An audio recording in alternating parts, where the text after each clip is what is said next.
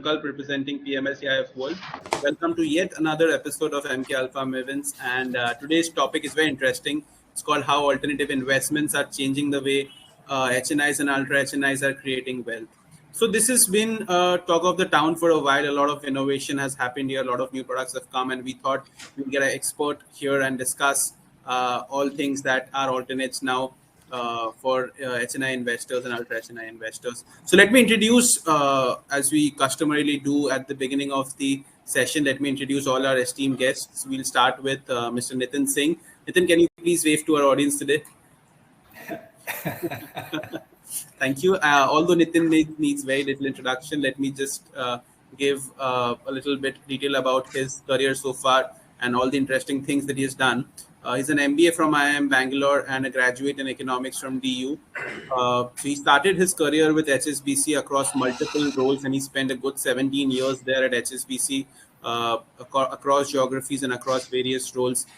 He managed responsibility of close to 40 billion US dollars at HSBC. He established the global fund desks at HSBC and strategic partnerships with asset managers, and led the distribution for the mutual funds and ETF across the private banking and other verticals at HSBC. From there, Nitin moved on to Standard Chartered Bank, where he was the managing director and head of wealth management business. He headed a 300-member team that managed close to USD $14 billion in 2019. He was also on the board of Standard Chartered Securities and member of the country management team for Standard Chartered Bank. And his latest stint, as you all know, is as the MD and CEO of Avendus Wealth Management. He's got close to now around 2.5 decades of experience heading private banking establishments and other areas of investment management.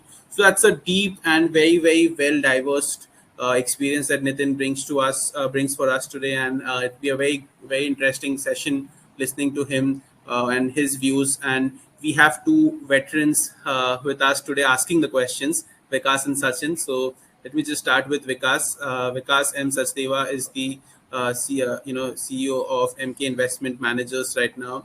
And before that, he has headed multiple asset management organizations like Edelweiss, and before that, he was involved with a lot of AMFI committees and a few SEBI committees. So he has a lot of experience on the asset management side, and he is almost been there as long as the industry. Sorry, Vikas, I don't want to insinuate that you were growing old, but you've been long enough. I'm just worried. You said he's a CEO right now, so I was just wondering what you mean by that. Do you know something I don't? No. Jokes apart, and Vikas, thank you for being with us on all the episodes so far and asking some really great questions to the guests. Second last of the introductions is, of course, Mr. Sachin Shah, who's the fund manager at MK Investment Managers. He is very well known for creating his framework of Equal, which is a proprietary framework at MK Investment Managers for choosing great and good businesses with very, very proficient managements. And he has been in the fund management industry for close to 2 decades now. He's worked at Motilal Oswal and now at almost been 12 years at MK. So welcome, Vikas, Sachin and Nitin. The last introduction is to the guests on the show today. We have, as you all know, we have a very special prize for the best question on this episode, sponsored by FinLearn Academy, which is a one-stop shop for everything that you need to know and learn about the stock markets, right from trading to investments. So having said the context and, given the introductions, I now hand over the floor to you, Vikas, to do your style of introduction of the guest and let the ball roll. Thank you so much, Sankalpo. I think before I start off, I must also thank PMS AIF World. Sankalpo, especially you've been the host along with us. Time flies. We started this series in Jan this year. This is the 12th episode and probably the last episode of season 1. And as like Nitin pointed out, we saved the best for the last. So it's been an eventful journey. And, I would like to start off by thanking our audiences. I see a lot of familiar names coming in. Thank you so much for your support. Thank you so much for your feedback. Your feedback has actually helped us grow, evolve, and come up with even better propositions in terms of questions. Some of your questions, by the way, have been amazing. So, and I can see a lot of these questions which have come in today as well. please keep sending your questions during this discussion so that we can make this a more interactive and a more fruitful discussion for all of you. As is customary, I'm going to introduce Nitin the way his colleagues, his friends, a lot of people see him, and some insights about him, which will bring out the person behind the professional. I think his professional resume is quite impressive. And as I go along, you'll find out that he's one person who doesn't take himself too seriously. Success rests very lightly on his shoulders. I, for one, wouldn't have realized the depth of his, CV till the time I heard Sankalp talk about it. He's so nice and forthcoming when he comes across. In fact, that's something which is a common word. All your colleagues describe you as, Nitin. They describe you as being friendly. That's a word I heard almost everywhere. You give people space and you allow them to be themselves. People have talked about your style of management as non-obtrusive, and people really respect this. In fact, they've told me that they like you so much as a person that they're willing to walk that extra mile for you when it really, really comes. You're a foodie, and you actually relish all types of cuisines. One of your colleagues actually told me that if a dabba is going around in the office, you can rest assured that Nitin will definitely take a sample of that. In fact, I believe you have the culinary map of Mumbai embedded in your mind. You know which restaurant does serve what food in what place, and people normally consult you for that. I've also been told when people go out with you for functions, for dinner, they leave the ordering of food to you. You're so good at that. It's not just food that you relish; it's also books.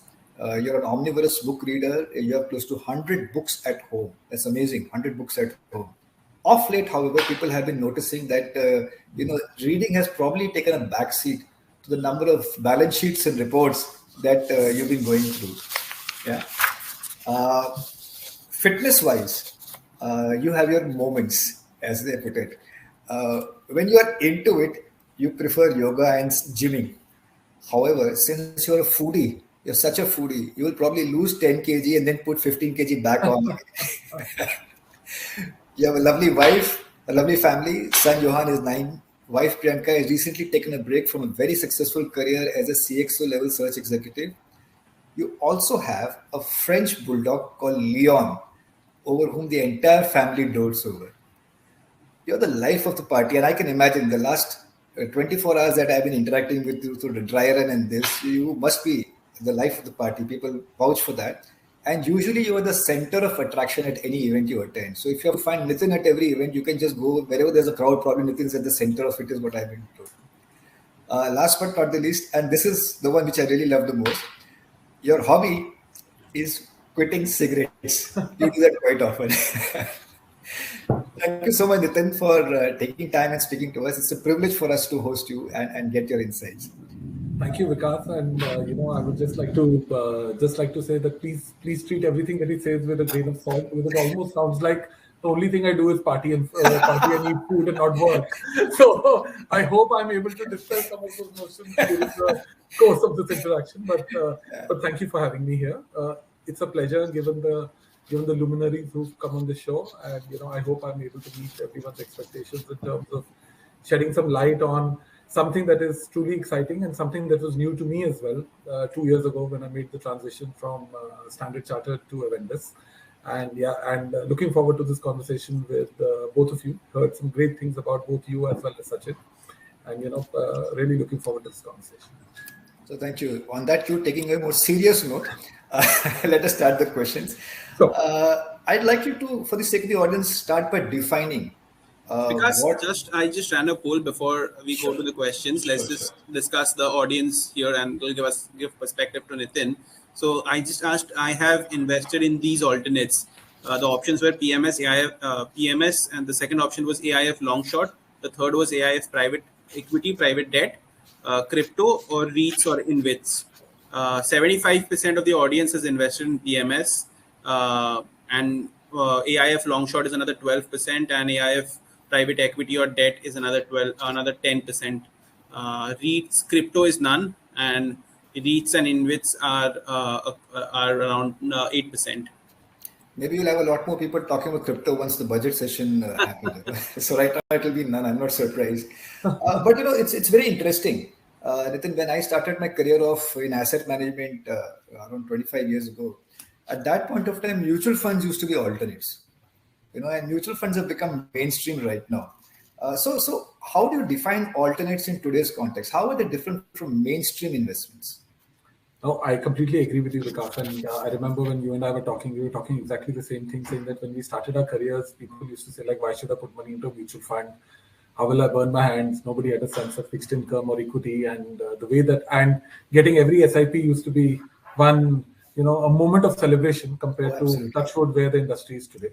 Yes. I think, and I think the definition of alternates changes over a period of time. So, for example, when Sankalp was talking about 75% of it being in PMS, I actually don't think of PMS as alternates any longer. Because I believe that the age of looking for high quality managers in equity, given the perfect information that exists today in public markets, given the fact that a lot of mutual funds, especially the large cap funds, find it very difficult to beat benchmark returns. And given the amount of information available today, I think PMS managers are playing more and more of a mainstream role today. So actually, when you ask me, I'm not even thinking of the 75%. So it actually struck me saying that, okay, if we are defining alternates as PMS, then it takes a very different direction. Interesting. But if I define it simply, alternates in today's context, in my mind, basically falls into two categories, right? The basic asset classes remain the same. Equity and fixed income. As you rightly said, we're not getting into conversations around crypto, NFT, art, etc. Bored apes. I mean, that's a conversation over a drink rather than a serious conversation right now, and that space will evolve. But if you look at sophisticated investors in the land today, and typically most financial investors, that actually tends to fall into two categories, right? From an equity perspective, typically alternates today are defined as non-listed equity. And typically from a fixed income perspective, it actually falls into two categories, right? One is the kind of long, short and absolute return strategies that Sankalp was referring to.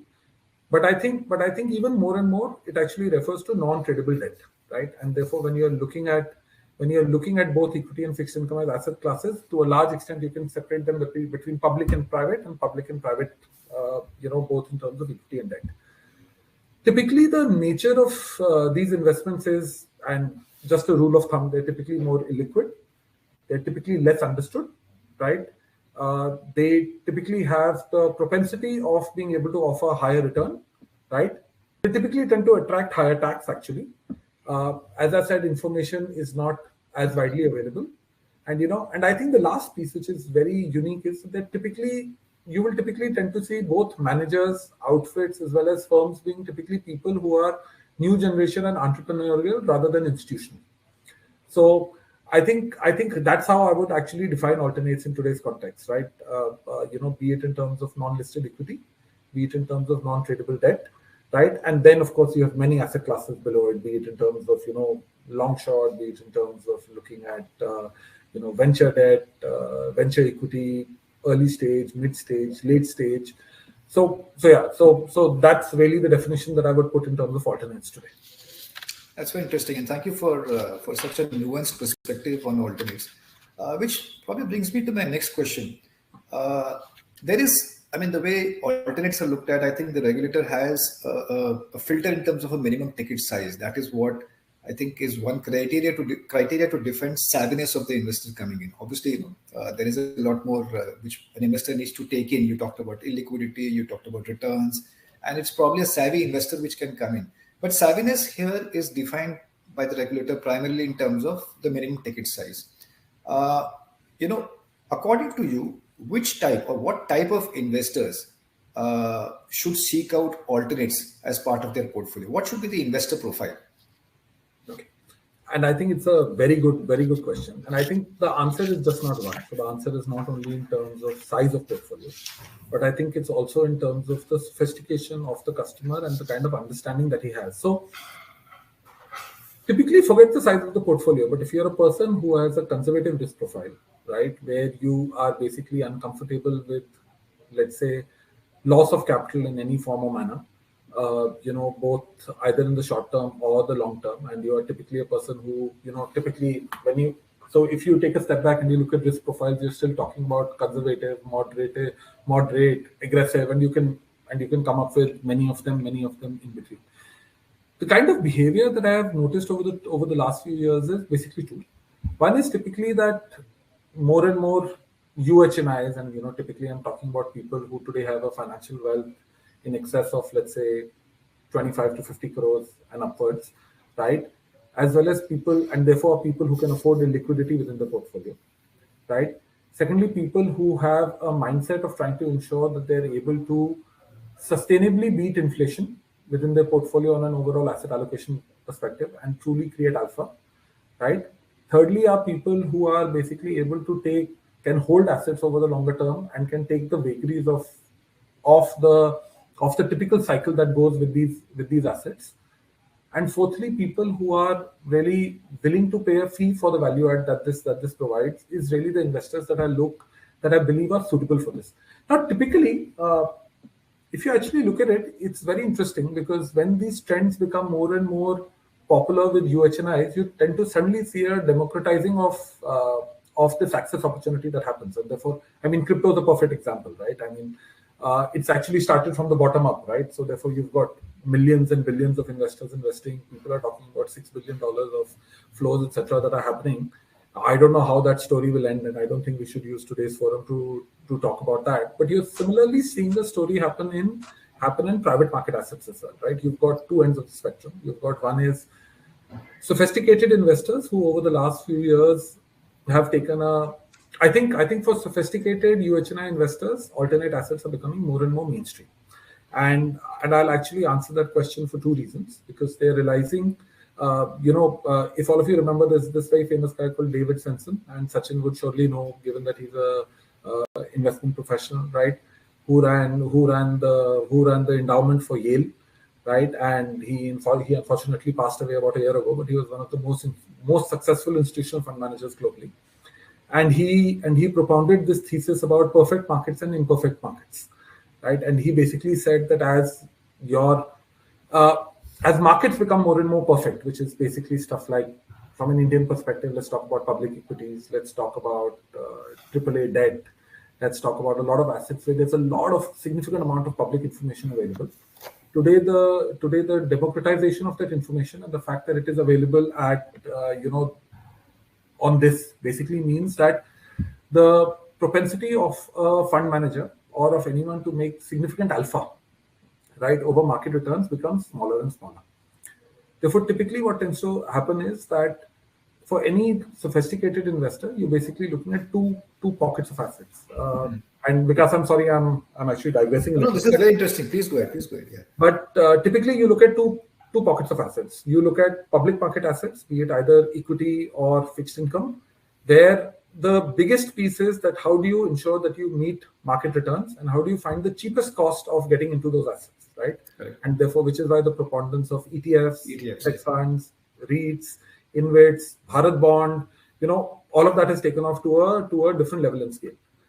The second piece that you say is that these are typically assets that will maybe just about meet inflation, etc. But if you want to have alpha in your portfolio, you need to have a portion of imperfect assets, right? Where really the selection of the fund manager, the selection of the security can create substantial alpha in your portfolio over a period of time. Correct. So there are two questions that basically matter in that. First is, what is the asset allocation that you should have, right? And the second one is, what is the choice of the instrument that you get into? And I've seen over the last 2.5 years, and especially since COVID, that there's been an acceleration of this trend where these assets are becoming more and more mainstream for large customers, right? People are realizing that the only way to create an overall alpha within their portfolio, right?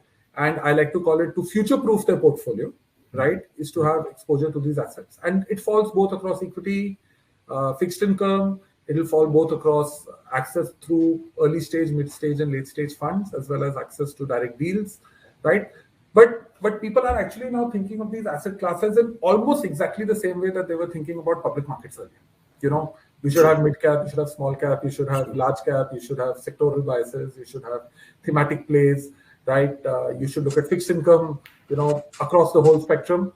People are similarly thinking of this space in the same manner. You should have venture debt, you should have structured credit, you should look at great, well quality, good quality companies, be it either new age or well-run private market companies that you would want to invest in, either from a debt or equity perspective. And it's a new burgeoning asset class emerging that I believe will become more and more mainstream in the years to come.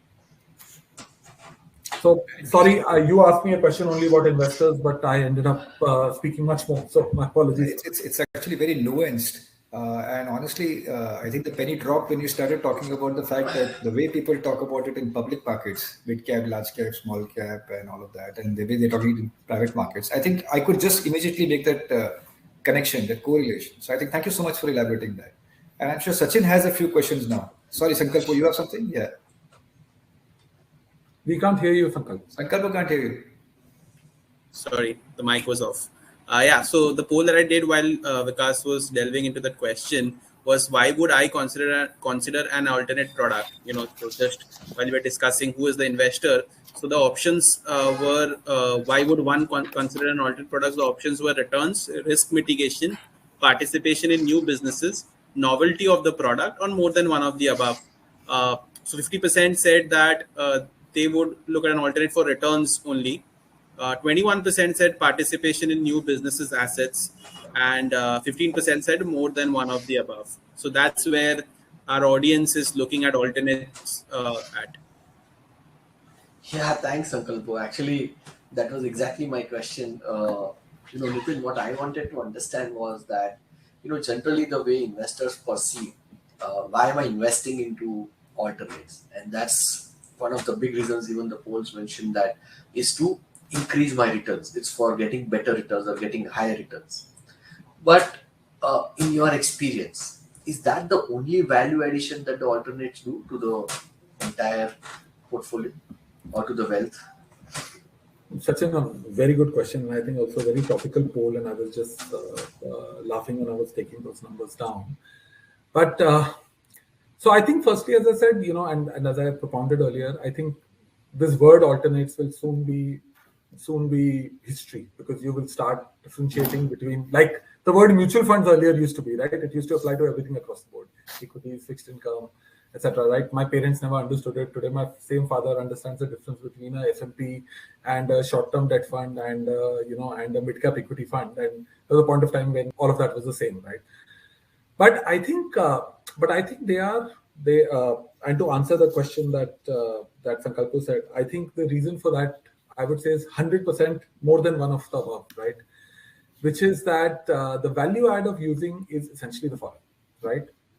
First is, as I spoke about, the fact that yes, there is a higher propensity to return, right? Be it either through absolute return strategies, be it through participation in new and emerging businesses and sectors, for example, digital, deep tech, etc. You can only do through unlisted space, or alternate assets, do it through new disruptive industries that are continuously emerging.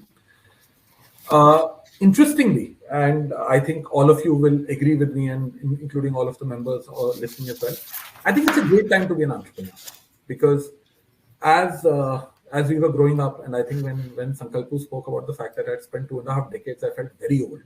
But I realized that one of the pieces that has changed dramatically in the last 3 years, I would say, and especially more since COVID versus earlier, was that there is an abundance of capital available for the right idea, right?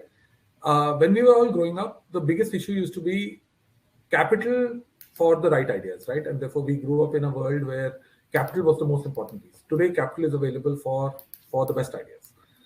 Also, one of the pieces, therefore, that happened at that point of time was that the only way that you traditionally grew within your businesses was that finally your ultimate goal was go public, raise money, deploy it within the business. Today, actually, the concept of a high-quality business is no longer public and private, right? There are significant high-quality businesses that continue to remain private for longer, right? Because and I talk to entrepreneurs every day, and they basically say that we don't necessarily see the need to do that, right? And I think therefore what is happening is that one is access to high-quality businesses, right? And using the word alternates, right? Whether it's private or public, you find a way of accessing them. Access to new age businesses, and therefore future-proofing your portfolio, right? Third, which is a very interesting point, is about lower correlation to traditional asset classes. when somebody asks me, and customers typically ask me this question saying, what can go wrong, what can happen, how do I create returns within my portfolio? And I typically tend to tell people that the biggest enemy to creating long-term returns in a portfolio, if you want to know that, you please go and stare yourself in the mirror, right? Because we Indians and typically investors have a bias for action, right? And therefore, both as wealth managers as well as investors, when things will happen in the market, right, you typically want to have that bias to action, right? So you will go and book profits, you do a lot of things, and of course, all of that is right from an asset allocation perspective. But at times, holding assets for longer term, right, having that propensity to ensure, and and a lot of these assets, therefore, are such where you're perforce made to hold things for longer term, right? Whether you're in a venture cap fund, whether you're in a private equity fund, whether you bought an unlisted asset, right? Whilst there is a secondary market available today and it is growing, but typically when you invest in these assets, even in your own mind, you're thinking of it as the longer term. You're not subject again to the vagaries of what you look here every day to say, okay, has this moved 10%, 20%? Shall I sell? And therefore, the value add for customer portfolios, as I said, is one is just putting it in an elevator pitch, return increases while risk reduces, both because of diversification, because of lower correlation to traditional asset classes, and because of the fact that you're able to take away the bias to action, which at times can be something that is detrimental to the longer term health of your portfolios. Sure. I think that was very helpful. There is one more thing that I wanted to understand was that, today there are many investors who are still uninitiated, or they'll probably be first time exposed to these alternates. So are there a few things that they should be mindful about before they actually get into it? Yeah, I think a very good question, and I think let me answer this in terms of two things. See, typically the way people have been exposed to the way that we are defining alternates is that either a lot of us have gone and done a lot of angel investments, 1 lakh here, 50,000 here, 2 lakhs here, 10 lakhs here, etc., which was that phase a few years ago, right? A lot of us, any person who had money, whatever, used to spend time on weekends meeting entrepreneurs and trying to, and therefore, interestingly, and this reminds me of a time 15, 20 years ago, where the first exposure of people to even the equity markets was by buying mid and small cap shares, because somebody gave them a tip and they bought it, and then they burned their hands and then didn't get back in for 5 or 10 years. I remember my dad doing such a thing when I was in, I don't remember which grade, 8th or 9th grade, where he went and he was an army officer. He went and put in some money into an interesting company which is still listed, and therefore I will not talk about it. But I don't think the share price has moved from in the last 20 years in any form or manner. And then after that, it took me about 20 years to get him back into the market through SIPs, right? And I think to some extent that happened a few years ago. And I think if my only one submission is that, see, as I was talking about it earlier, the information arbitrage available at the higher end with sophisticated investors is to a different level. That has basically created an ecosystem today, right, where advisors and wealth managers are becoming much more knowledgeable about this segment than they were previously, right? Therefore, typically, I think the other piece that has happened is that given the regulatory, and I think SEBI's done some great work in terms of, trying to tame mis-selling, trying to tame, the whole buyer beware concept, and, trying to put more onus on sellers and advisors and distributors to really do the right thing. And therefore my point over here is essentially the following. See, what you have to remember is there's a lot of information arbitrage in this space, as most of the information is not available in the public domain. The second is that the difference between a performing and a non-performing manager can be very significant, right? The third is, of course, the difference between a performing and a non-performing asset, in terms of buying something directly is, just all over the place. Hence, doing rigorous evaluation and selection of the right opportunity is very important, right? Which can only happen with an advisor or a distributor who has got deep expertise in this space and who has access to all relevant product and data. So, to give you an example, I like to quote that in a vendor's, our understanding of this space begins where the understanding of everybody else ends. Because we got into this space about 4 or 5 years ago, and we developed a go-to-market today where we work with every leading private equity, venture capital, early stage, mid-stage player within the land. right? We have access and information to every top quality company, both from a late stage or a mid stage that is available within the market. We've got access and information across the venture debt, structured credit category, which is second to none, right? And we typically look at opportunities. So typically we don't even do product selection, we actually do product rejection. So therefore, if we are looking at 10 ideas, we'll typically be rejecting 8 of them. And we've also learned along the way, right? If you ask me today, one of the pieces that customers ask me is saying that should I be investing in an early stage firm? And I normally like to say that the rule of thumb of the olden days was that you had lots of angel investments directly, right? And then you had invested in some funds. Today, my piece is that from an equity perspective, early stage and mid stage opportunities should only be looked through funds, because the burn rate in these investments can be so high that you need to have a portfolio approach to be able to make money. When you look at late stage investments, which are, let's say, 2 years, 3 years, 4 years away from IPO, companies that have become sizable, companies that have developed market leadership positions, companies that have got strong moats around what they're doing, be it either the digital or the non-digital space, right? You can take both approaches. You can get into some direct assets, or you can get in through funds as well, right? But the problem that still remains is the fact that minimum ticket sizes of getting into these instruments still tends to remain high, right? So therefore, you've seen an emergence of grey market players where you will typically be exchanging Oyo, Ola, Paytm shares before it got listed, or so you've got a very thriving grey market growing. But I think over a period of time it will define itself. But my only rule of thumb for anyone looking at alternate investments today is do it through proper rigorous advice, right? Work with advisors and distributors who can look at the space.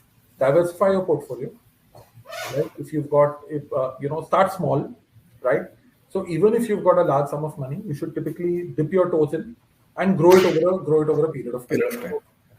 Yeah. Sorry, Vikas, you were saying. And a period of time. I think that was interesting. Great. A lot of insights. Thank you. Vikas. You said period of time. I agree. In fact, again, one of the things I just picked up from what you said, product rejection more than product selection. I think that sort of rigor really makes sense. A portfolio approach. I think these are very, very useful sort of perspectives which are coming in. So in fact, to tell you this, so I would say when we are looking at selection or rejection of a fund, we're looking at a variety of factors. We're looking at, of course, the normal stuff, which is past track record, benchmarking with peers, team, but we'll get into a huge amount of ref checks, companies, if a manager's worked with 20 companies, what do the 20 founders have to say through their existence? Yes. What is the governance mechanisms? What are the mistakes that people can make? What are errors of commission and errors of omission? In the last 1 year, and going into the next few months, I think we'll end up selling roughly about $1 billion of such risk assets, be it across venture capital, private equity, venture debt, and structured debt. And therefore, the onus on us today as an advisor or a distributor is very high. And I think that's typically the same with most players now, most well-established players across the land, because this is an asset class that nobody can ignore. People are investing in it in a big way. And as an investor, you should be making use of, the expertise that all of these people are bringing. Of course, markets can lead to irrational outcomes at times. But if you're able to get into a good quality name, either equity or debt, and hold it over the longer period, you will make your money. No, I completely agree. In fact, one of the reasons why I could empathize with what you were saying, product rejection more than product selection, is I think that is pretty much what Sachin does in terms of listed equity when he's running this equal model. We've often been questioned by people, this looks like a great stock, it made a lot of money, why have you not picked it up? And I think that is where the courage of conviction and the processes, and of course the expertise starts coming in. I particularly like the fact, you made a statement saying that हम वहाँ जहाँ खड़े जाते हैं वहीं से line शुरू हो जाती है, equivalent वाला statement, where people's expertise ends, that is very brilliant. I think that was very, very, very nuanced. Thank you so much for sharing that. A question which I have for you is, we are seeing the growth of the Indian alternate industry, and it's starting to gain momentum in a particular direction, if you will. You've had such a vast global exposure to a variety of asset classes and a variety of industries. And today, alternates are a thriving multi-billion-dollar industry globally. I'm just stopping short of using the word trillion, but it's a multi-billion-dollar industry out there.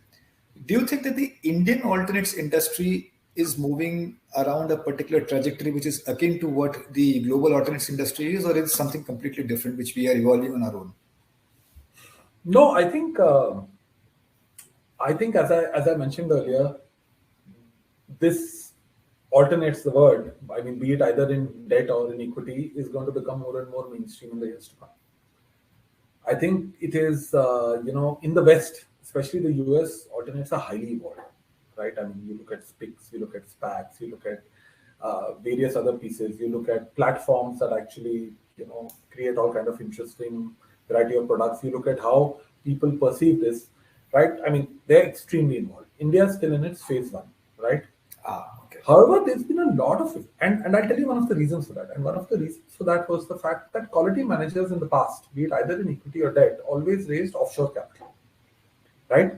So if you look at most of the great quality managers that have emerged out of India, I think it's if you ask me, and this is very philosophical, but I think it's a shame that so many companies, and a lot of the wealth that has been created in India from a digital and everything that's going to be created, the primary beneficiaries of that continue to be foreign funds, right? Because they realize, which is a similar story by the way, in public equities as well, right? Absolutely. Because FIS first followed now, and today it's DIIs and retail that rule the roost, right? Deja vu. And it's a similar story that happened on equity and fixed income as well, right? On alternate equity and fixed income as well. But I think in the last few years, I think there's been a ready realization of two things. One is the fact that people are realizing that they need to raise domestic capital, right? Because the Indian wealth management, the Indian financial wealth is growing at a rapid pace, right? The second is that customers are becoming more and more sophisticated, and both managers as well as customers are realizing that this is an ecosystem that they need to be within from a symbiotic nature, right? And therefore, if you ask me, I'm terribly excited about how the space is going to build. I do believe that it's largely going to be dependent on, to a large extent, also on how the regulator and how the tax framework evolves. I think SEBI has been, to a large extent, forward-looking. I think the evolution of the accredited investor regulations that have come out will, to a large extent, define. You see, typically what used to happen earlier was that it was one size fits all. So you had to regulate the broker sitting in Indore, who was, let's talk about the RIA regulations, right? You have to regulate the broker sitting in Indore, or the person calling and, doing all kind of whatever, all the way to regulating somebody like me or whatever. And it was the same size across it, right? And which is where you end up stifling innovation in some form or manner. But I have to give credit to SEBI. I think it's a very forward-looking regulator. I think, they have looked at this space clearly. I hope regulations don't become too tight for innovation to stop. But I do believe that if it continues to evolve in the next 10 to 15 years, there is no reason why we would not become similar to West, except maybe international assets. Because I do truly believe that the true time for international assets in India will really happen when LRS becomes much more liberalized. I think you've seen the way international assets are now growing in India to the extent that you've got mutual funds now writing back to SEBI and RBI to say, please free up the limit for us to allow more, money to flow into the funds because you're seeing so much money coming. And therefore, the interesting aspect of this, Sachin and Vikas, is that look at the underlying behavior of investors. The amount of learning that investors have had over the last 24 months. And therefore, the way that any sophisticated family office in the land today in India is now behaving more and more like anybody that you would see offshore, right? Maybe with the fact that, of course, still 90% of the assets continue to remain in India. But the questions that they ask, the diligence that they do, the benefits that they see so to give you a sense, we at Avendus work with about 1,500 odd families. Roughly about 50% of the families that we work with have at least $100 million plus of financial net worth, right? Therefore, we are touchwood working with the who's who in the land, right? What we are seeing over the last 2 years, and especially for somebody like us who was a little bit of a late entrant as compared to the IFLs and Kotaks to become relevant with these families, is that families want only one thing from a wealth manager, that they're looking for value add, right? And value add comes in terms of three things. Value add comes in terms of the right advice and the right asset allocation. Value add comes in terms of product selection and innovation, right? And value add comes in terms of the fact that they believe that the manager that they are working with is able to think of trends and actually get people in at the right time, be it across equity, public fixed income, be it across private equity, private fixed income, right? And these are the three value adds that they are really looking at a wealth manager doing. So therefore, I mean, we have tremendously invested not only in this piece, but we try to make those 3 points of value add at the center of our existence, to say that if we are able to provide that value add to these customers, right, they will do more and more business with us, because they see that it's not a typical distributor any longer, but somebody that is truly involved in terms of wealth creation within our portfolios. So yeah, so to answer your question, I'm terribly excited about how this space is going to evolve. I think there's a lot of work yet. I think SEBI still has to make some changes. Like, to give you a perfect example, currently you're not allowed to multi-pool customers into a single asset, right? Which is almost like a spick and span globally, right? And therefore, democratization of customers being able to get into single assets, right, will take a little bit longer, right?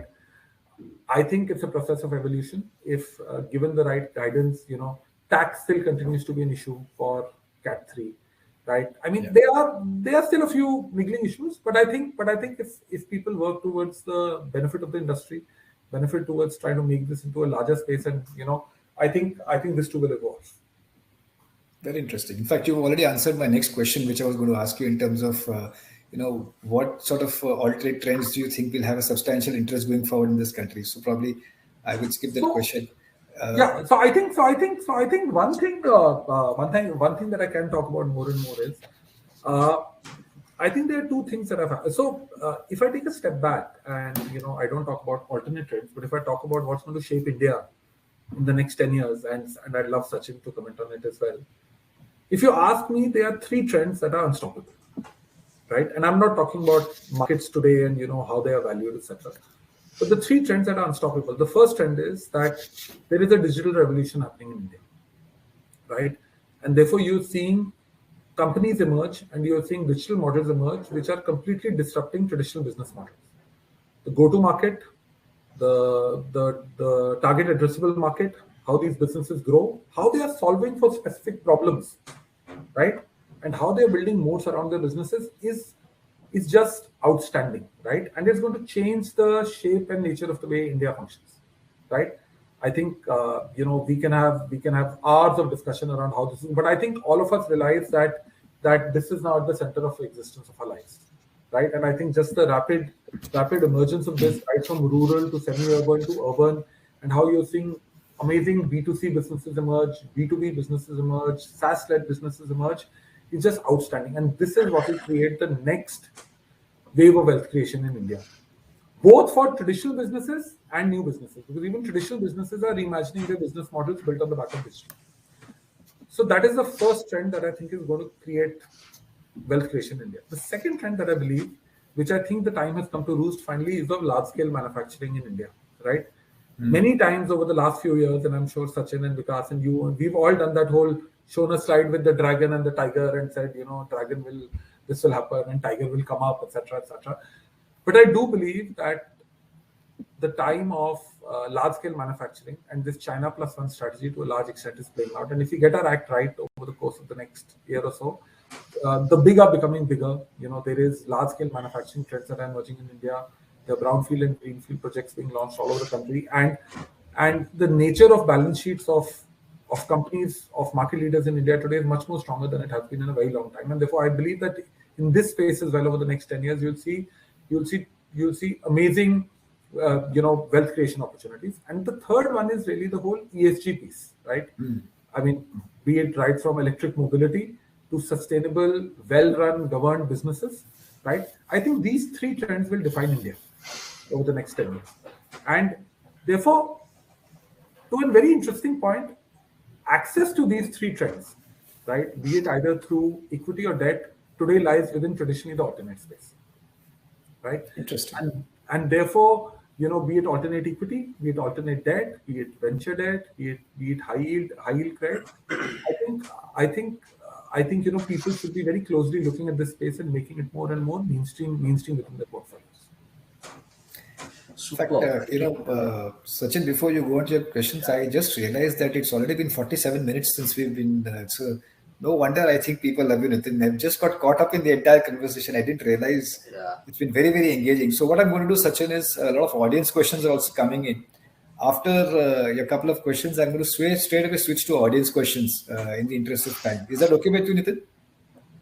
I'm fine, and I apologize if I spent too much time talking, you're not being able to finish your questions, but No, not at all. In fact, I wish I've been told that you have a hard stop at 6:30. Otherwise, I can go on and on for another half an hour. I'm finding this extremely engaging.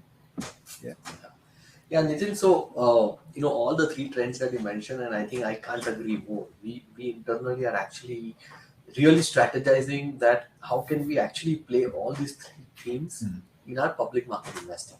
And in fact, Vikas is a witness to that. The IC meetings that we have on a weekly basis, where we actually keep on, discussing on this part. So, I completely agree and can't agree more actually. Just one of the very important points that you also mentioned is in terms of the value addition to the investors from the wealth side is about the right advice and the right allocation. The first point that you mentioned. Just taking that piece for the alternates. I know it's a very general question that what is the typical a good allocation for alternates in any investor's portfolio. It's a very general thing. I'm sure it depends on every client profile, their risk appetite, and all of that. But is there any thumb rule? Like for example, when we started our careers, there was always this one thumb rule: 100 minus your age for each. for equity allocation. For equity allocation, I remember. Yeah, right. So, is there something like that you can share for alternate? Yeah, again, as I said, and I'm again coming back to that nuance. Alternate is a very misused word, and as you realize during the course of this conversation, I don't think it remains. I actually like to break this up in the following manner. So I think that every family and every client is at a very different stage in their alternate allocation journey, right? And I have always been a very firm believer of the fact that, and it is like the insurance piece, right? To a large extent, a lot of people say that alternates they are sold, not bought, right? Because for various reasons, etc. So I firmly believe that one is the three trends that I talked about. And if I talk about the first trend, which is digital, right? I believe in the longer run, for a moderate to aggressive asset allocation portfolio, in the longer run, people should have at least a 15 to 20% exposure to the digital thing, right? Whether it's through public or private, time will decide, right? Tomorrow you will have outstanding companies that are in the public domain, but have that piece to it. Sure. Typically, what we say today is that we advise clients to start small. If you've had no experience, no expertise, no exposure to this, it is important to start small, right? Because it's an ecosystem that's building out. And it's very important to slowly allocate across products, vintages, and asset classes over a period of time to take your alternate allocation to, let's say, 10 to 20% of your portfolio, right? So the rule of thumb is anywhere between 5 to 25%, depending upon your comfort levels on the nature of the investment that I talked about: illiquid, less information arbitrage, holding for long periods of time, right? You have to think of it in that way and manner. Sure, I think that's a very well laid out, and I think that it's good to have some number because that tells you what's your range, right? It really helps. Another thing that I wanted to understand was that when we all talk about alternates, and we just said that definitely the perception is for higher returns, but returns per se is just one side of the coin, right? The important thing is the risk-adjusted returns because there is no free lunch. So, what's the kind of risk that one is taking to achieve those goals, right? Is something that we need to really evaluate. Is something what we need to also realize that how it played out, right?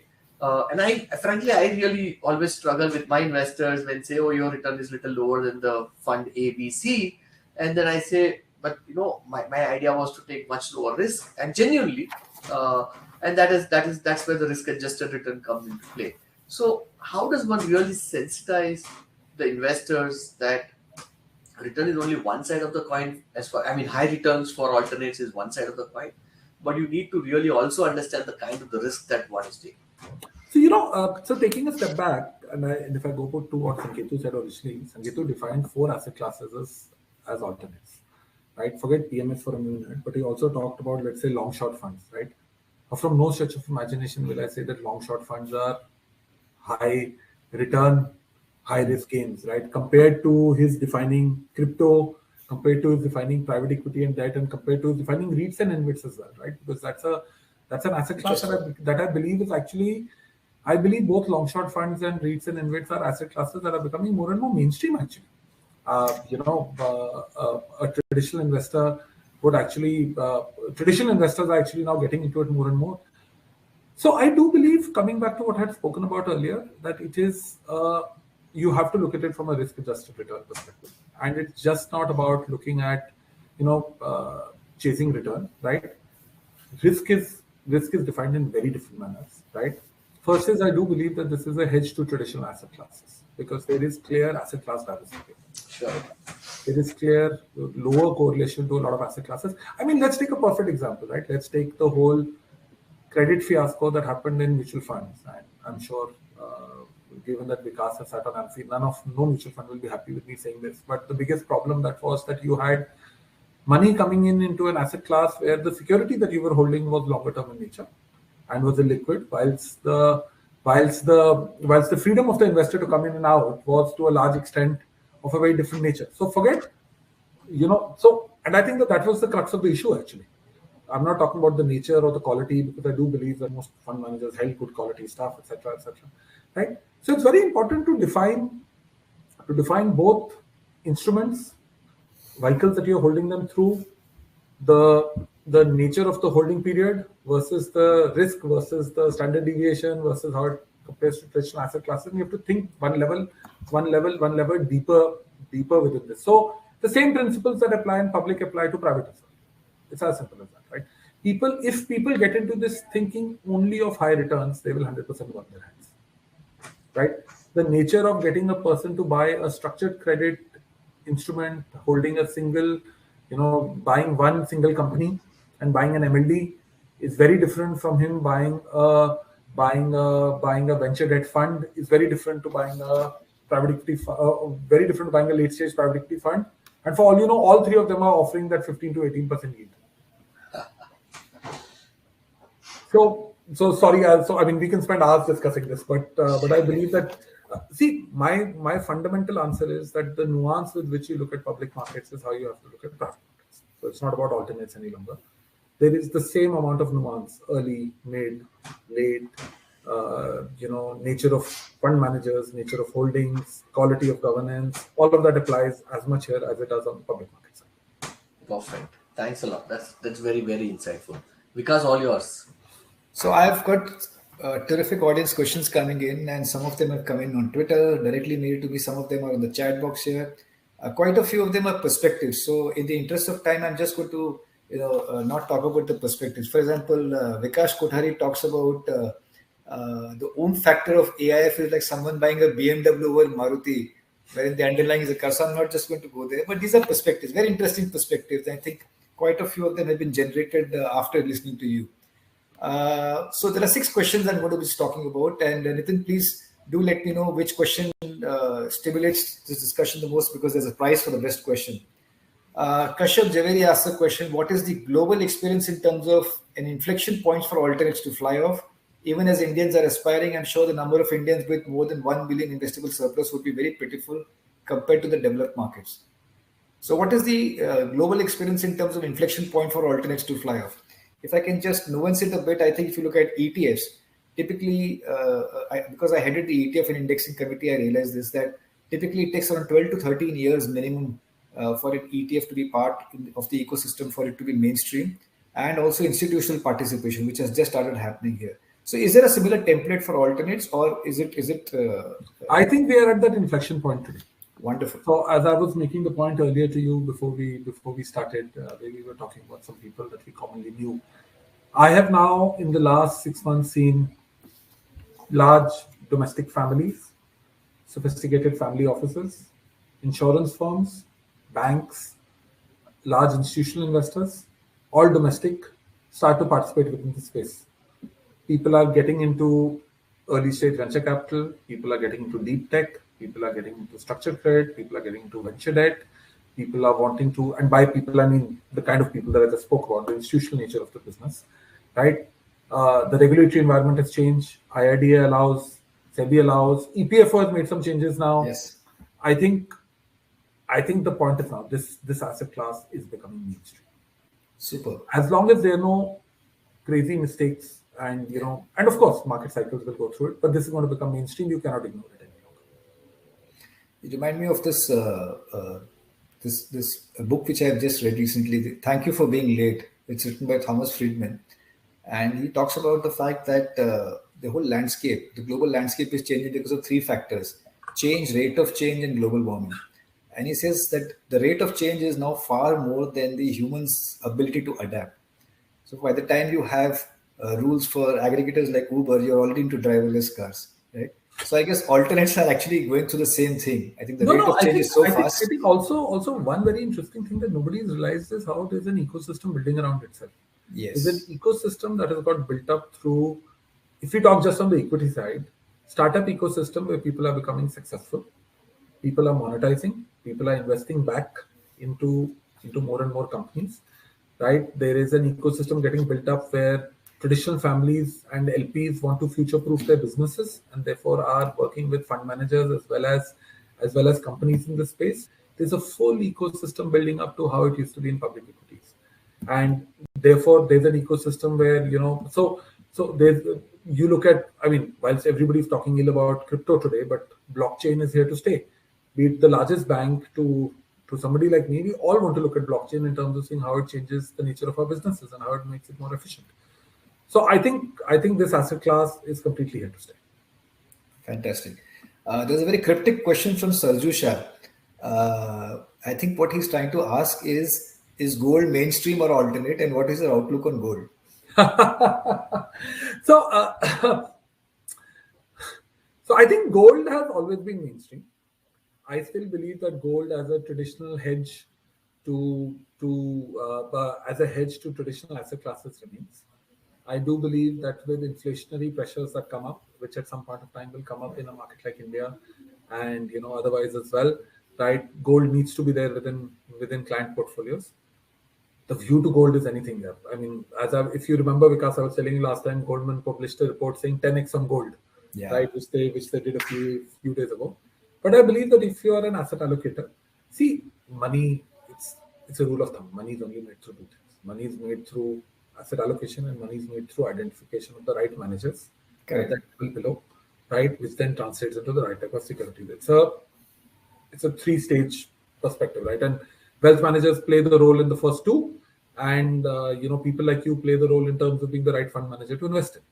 So So I think gold similarly plays a role over there, where it's a traditional asset class. You have your 5% to 10% hedge, right? It'll only help you in those times when you need it to help you, and that is when it'll help protect the downside on your portfolios in terms of generating counter-cyclical returns. Yeah, but it's, in my mind, it's a traditional asset class. It's not an alternate class. So I have 4 more questions, considering that it's already 6:30. Would you? No, that's fine. That's fine. It's fine. Okay.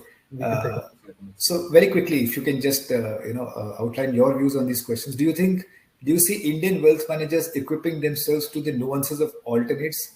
How can one keep oneself updated if one is a relationship manager? Okay. Yeah, so I think wealth managers have to keep up with changing markets and new products and opportunities. It's a very competitive environment.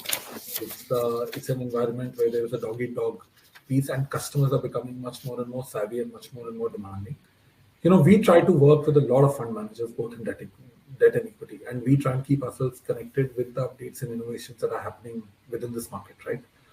And as a lot more alternate fund managers raise domestic capital, right, the information and knowledge amongst clients will only keep going up. You're seeing clients get into co-investment opportunities with with managers. You're getting them to see more and more nuanced in terms of how they're looking at questions. We also try to actively spend time in educating clients. So we try and ensure there are regular sessions, webinars with managers, market experts. But see, this is a space where you need to work with the bigger names in the street, right? Because typically you need to have access, right? Which is very important, right? I mean, Avendus, for example, is connected right in the middle of this ecosystem. We are the people who created the digital, to a large extent, the digital revolution in India. We came out with that first 2010-11 report, which put Avendus on the map when we talked about digital, right, in India. Right? You need somebody who has great insight and expertise within this. And I would say that, and I'm just taking a nuance and as I was telling you the class yesterday, pitching ourselves a little bit, but I joined about 2 years ago into this business, right? And we built a strong go-to-market around alternates, but we are just not an alternate player. But typically clients are seeing the value add that we are giving because we've got a very strong platform that we built out across fixed income, across equity, across our family office, across what we do from a lending and advisory business, and across a key go-to-market which is on alternates, right? To an extent where clients want to work with people who want to future-proof their portfolios, and we are seeing the market is trying to catch up, right? I mean, we also therefore have to keep running that much harder to continue to maintain our market position. But I think for customers, it's a great time because wealth managers will equip themselves more and more, right? They will become more and more nuanced in what they do. A lot of lessons have been learned over the last few years, and therefore I think, there's no option. People have to equip themselves in this space. Wonderful. So last 3 questions. 2 of them are fairly cryptic, and I think you can answer them immediately, or rather you choose not to answer if you want to. Somebody just asked me, Vishnu's asked me, what is the proportion of alternates versus conventional assets in your portfolio? My own personal portfolio? Yes. So as I said, I was, about 2 years ago when I moved from Sanchar to here, I had the definition of alternates. I didn't understand, right? Because you're exposed by your own worldview, yes, right, and by access and opportunity. I'm currently sitting at roughly about 5-6%, but my intent over the next few years is to build this up to 15-20%. I'm exposed through funds more than deals because I believe that investing with high quality fund managers who will draw down capital over the course of the next few years, right, will give me better access to opportunities than being able to do it myself, right? And I'm truly excited about this space. But I also believe that 80% of your portfolio is still traditional, right? And that will still move the needle, right? So for example, at Avendus, I believe that we position ourselves as the people who can generate alpha for you, right? Because the same yardsticks that we are talking about on what we use on alternates or private, we also use on the public side of it, right? So therefore, answering Vishnu, right? Whilst I may have a 5% allocation to alternates, but I have a 70% allocation to risk assets, right? And so that's essentially it. That's quite insightful. Thank you so much for sharing this. 5 years from now, this is Satyam asking a question. 5 years from now, what do you think will be the composition of the alternate space? If you look back, say at 2026, what do you think would be considered as alternates at that point of time? Just crystal ball gazing here. So I think a lot of the assets that we call alternate will become mainstream, right? And therefore, REITs, InvITs, long short, structured credit, venture debt, to a large extent, late stage private equity. I think maybe early stage might still stay a little bit over there. I don't have an answer to what new asset classes will emerge actually, because I never thought that there would be something called NFT. I never thought there would be something called Bored Apes, where you take photos of where you buy avatars of apes who are looking bored, and then they start from $10,000 and start selling for 2.7 million. I have a friend of mine who minted an NFT a few days ago. So basically the photo of the Hong Kong skyline, and I'm still trying to think how that gets monetized. But I think this digital revolution will, I think this new economy and the way new investors and the millennials, and now I'm sounding very old, look at money is in a very different form and manner. So maybe I'm not able to answer this question, but I don't have a sense of what asset classes will truly emerge as new, as alternates at that point of time. But I do believe that almost all of the asset classes that we're talking about today will be completely mainstream.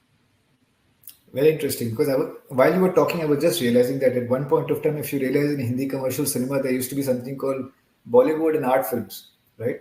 The moment those art films moved on to the Netflix platform, OTT platform, they've suddenly become as commercial as you get. Exactly. So, in fact, poor Bollywood has to come onto OTT. So for all you know, space travel might be the alternate 5 years from now. You never know. Yeah. The last question, I think this is something which I particularly like. You have answered a bit of it, but just if you could nuance, you've got exposure to global clients as well as clients from India. Is there a difference in the mindset of the clients whom you've dealt with globally as well as the mindset of the clients you're dealing with here? This is the last question. I would say, so let me talk through the experience of the last 2 years that we've dealt with over here in terms of clients. I believe the one aspect that global clients always had on domestic clients to a large extent was their access to information and their access to asset classes and their view of looking at asset classes globally, right? So that you could take country exposures, you could take asset class exposures. You had ways and means of getting into asset classes that were not available in India, and therefore to a large extent that information arbitrage or that learning arbitrage, actually the knowledge and learning arbitrage that existed for large families in India versus large families globally. I mean, let's take an example, and it's just a name that I'm pulling out of random. But is there a difference today between a Wrigley family office and between one of the Infosys founders' family office? That might have been true a few years ago. I believe that gap has largely got bridged. I believe that traditionally, when you look at the way that they look at managers, the way that they look at opportunities, the insight that they have, the access that they have to opportunities, right, is more and more getting bridged. And I'm not talking, and I'm talking lesser about regulatory and LRS and liberalize whatever, but the way that you see it is rapidly getting bridged. I think a role is emerging there for players like us and a few other players on the street who truly are trying to focus on value add. I'm going to give you an example. When I took over this business, we were about 24,000 crores of AUM. Today, we are sitting at about 40,000 crores plus of AUM in the space of about 14 or 15 months, right? And to a large extent, we've seen that addition happen through families like the ones that I'm talking about, where they are seeing more and more value add happening because they're looking at working with these kind of managers. They want international opportunities. They want Indian opportunities. They want to get that insight that is happening. And similar questions. We have built out a US business actually, and we have somebody sitting in the US today who offers India access to, for example, people like the Wrigley family office, right? I mean, we are not selling to them how I wish we were, but I'm just giving an example. And therefore, we are actually seeing this happen every day. We are seeing the questions that are asked there. We are seeing the questions that are asked here. We are seeing the questions that institutions are asking in India. We are seeing the questions that families are asking. It's all coming up. That rising tide is taking up everybody up in terms of knowledge, etc.